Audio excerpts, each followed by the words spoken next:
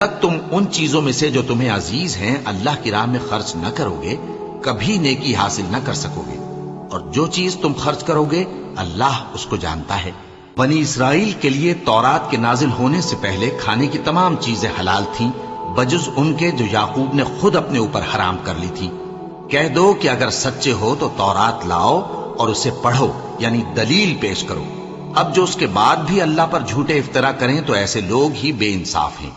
کہہ دو کہ اللہ نے سچ فرما دیا، پس دین ابراہیم کی پیروی کرو جو سب سے بے تعلق ہو کر ایک اللہ کے ہو رہے تھے اور مشرکوں میں سے نہ تھے۔